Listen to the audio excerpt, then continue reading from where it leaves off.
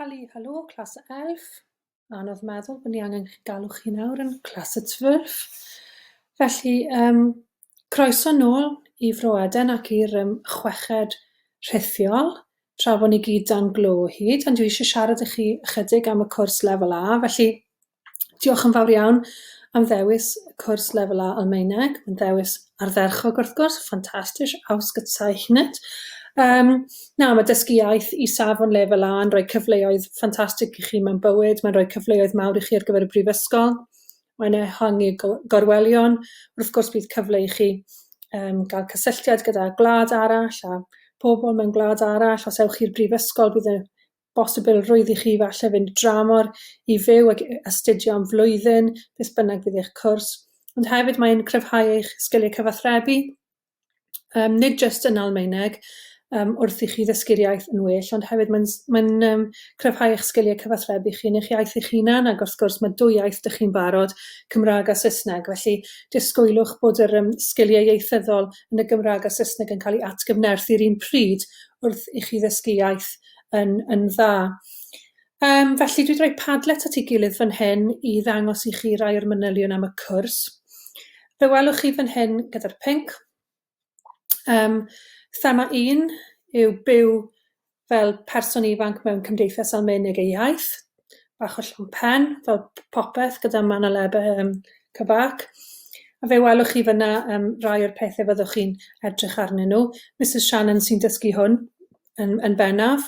A wedyn thema 2 yw deall y byd Almaeneg ei iaith.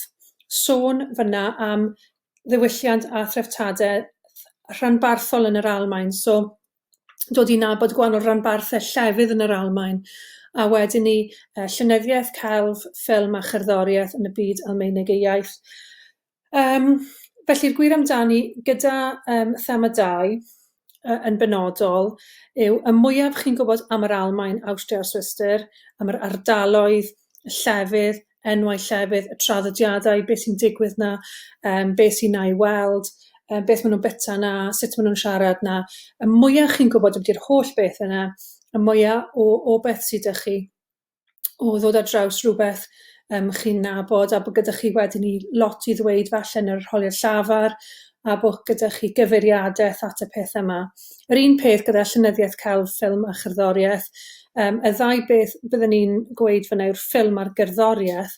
Y mwyaf o ffilmiau Almaeneg byddwch chi'n gwylio, y mwy o bethau sydd gyda chi gyfeirio atyn nhw, y mwy o gerddoriaeth yn y byd Almaeneg ei iaith, rydych chi'n gyfarwydd â fe, pethau modern, ond hefyd pethau lawr yr oesoedd yr holl ffordd nôl i'r cyfansoddwyr, llawer o'r cyfansoddwyr mawr Ewropeaidd yn dod o wledydd Almaeneg ei iaith.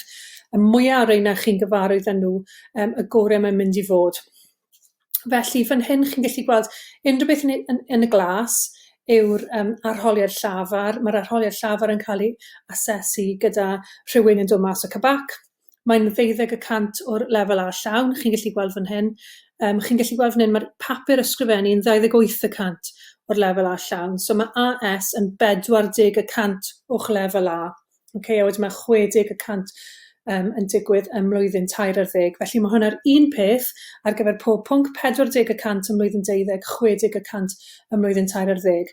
Felly yn yr arholiad llafar, byddwch chi'n cael 2 gerdyn, lle byddwch chi'n gorfod ymateb iddyn nhw, a wedyn fan hyn yn yr arholiad ysgrifennu, mae yna adran gwrando, darllen, cyfieithu, a wedyn mae angen i chi sgwennu traethawd. Felly, gan dim ond un papur sydd, mae popeth yn digwydd yn yr un papur. Felly, eto, os chi'n edrych ar y papur, y mwyaf o Almaeneg chi'n gwrando na fel lenni, hawsa mae hwnna'n mynd i fod. Y mwyaf o Almaeneg chi'n darllen lenni, hawsa mae hwnna'n mynd i fod. Y mwyaf o ramadeg chi'n dysgu, yr hawsa mae hwnna'n mynd i fod. A wedyn ni, wrth gwrs, gyda'r ffilm, mae hwnna gyd yn dod o'ch sgiliau ysgrifennu chi. Felly fan hyn, mae yna farciau, chi'n gallu gweld fan hyn yn y porffor, gwledydd Almaeneg ei iaith, mae gofyn i chi wybod llawer ynglyn â'r gwledydd Almaeneg ei iaith. Gall themau fod yn gysylltiedig ag unrhyw agwedd o fan hyn. Felly eto, y mwyaf chi'n darllen am beth sy'n digwydd yn yr Almaen, beth sydd yn y newyddion, a darllen yn biti gwahanol draddodiadau ac yn y blaen, beth mae pobl ifanc yn wneud yn yr Almaen, Mae lot o bethau mynd ar gyfrif trydar yr adran sydd yn berthnasol fan hyn. Felly mwyaf chi'n gwybod, yr hawsa mae hwnna'n mynd i fod i chi. Felly, y bocsys gwyrdd yw'r amcanion asesu, a yn bennaf, mae 4 gwahanol beth, a 1, 2, 3 a 4. So fan hyn, deall ag ymateb i iaith lafar. So deall ag ymateb beth chi'n clywed, boed hwnna yn yr arholiad ysgrifenedig neu yn yr arholiad llafar. So ymateb i beth chi'n clywed. Fan hyn yw ymateb i beth ydych chi'n darllen. Iawn. Fan hyn yw'r cywirdeb, so mae hwn yr holl wersi gramadeg a pethau fyddwn ni'n neud â gwaith ieithyddol a dysgu ffeiliau'r Quizlet ac yn y blaen. A hwn, yr AA4 yma, yw'ch gwybodaeth am yr Almaen. Mae fe'n amcan asesu, a'r mwyaf chi'n gwybod am yr Almaen, gorau chi'n mynd i sgorio fan hyn. Okay? Felly mae'r bocsys eraill i chi i gyd i ddarllen, fe bydd y Padlet yma ar gael i chi weld, ond dyna orolwg mewn gwirionedd o'r cwrs fel mae e'n sefyll ar hyn o bryd.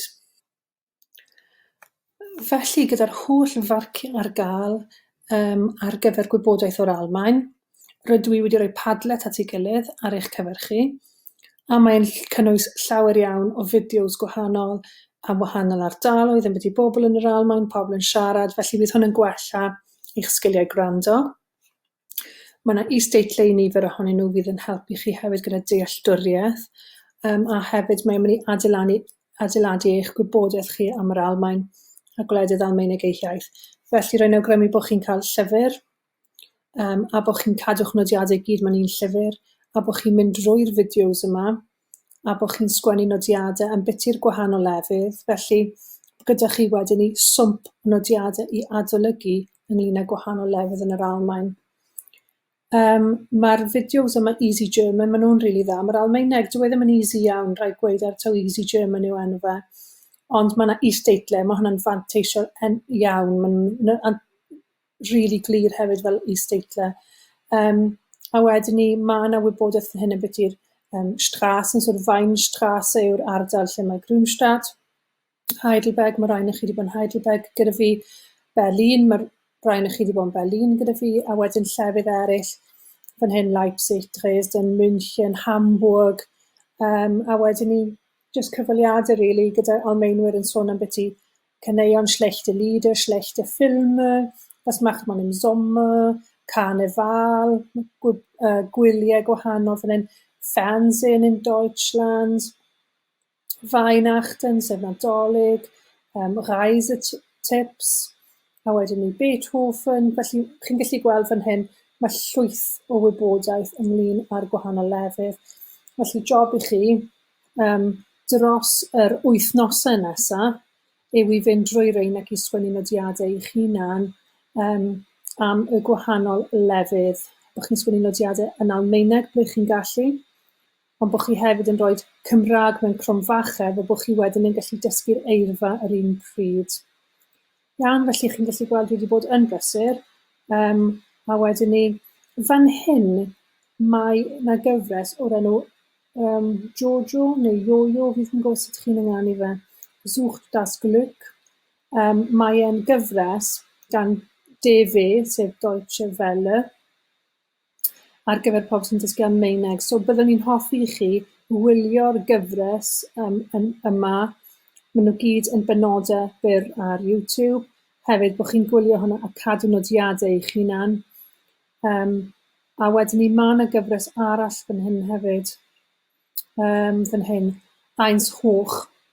Iawn, mae yna eto yn gyfres lle chi'n gallu darllen, gwylio cyfres ynglyn â band yn chwarae ac yn y blaen. Ond byddwn ni'n dechrau gyda hwn, a wedyn ni, bod chi'n mynd at hwn wedyn, dwi'n credu bydd y peth gorau. Okay? Ond wedyn mae'r peth eraill yn nodiadau i chi weld gwahanol ardaloedd, adeiladu'ch gwybodaeth am yr Almaen. Dydw i ddim yn mynd i allu dysgu hwn i gyd i chi. Mrs Shannon chwaith, dys gyda ni ddim ddigon o wersi mwyn i chi fedru adeiladu lan yr holl wybodaeth yma. Mae rhaid i chi ddysgu lot o hwn i'ch hunan drwy ddarllen yn byti gwahanol lefydd edrych ar fapiau ac yn y blaen, gweld lle mae'r llefydd yma a adeiladu banc o wybodaeth a nodiadau, fel bod chi wedyn yn gallu mynd nôl i edrych arnyn nhw.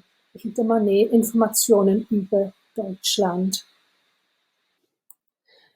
Felly, erbyn i chi orffen mynd drwy'r Padlet yma, sydd yn amlwg yn mynd i gymeryd dipyn o amser, byddwch chi wedi alw a llawer oherwydd bydd gennych chi lot fawr o wybodaeth am yr Almaen. Mae lot o'r fideos yn ddifyr ac yn ddoniol hefyd, felly dwi'n siŵr byddwch chi'n rili joio.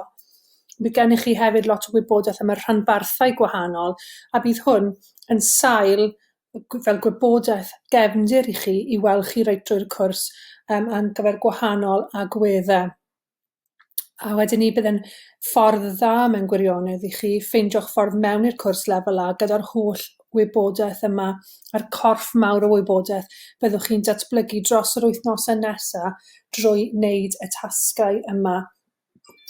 Byddwch chi hefyd yn clywed lot o Almaeneg, byddwch chi'n dysgu lot o eirfa, a byddwch chi hefyd yn fwy parod falle i siarad yn beth i rai'r pethau yma ar ôl clywed gymaint o wybodaeth. Y mwy o wybodaeth sydd â chi yn amlwg yr hawsa mae'n mynd i fod i chi fedru siarad. Felly, pob hwyl gyda'r gwaith, a fel wedys i, rili falch bod chi'n ôl ym mlwyddyn 12 gyda ni.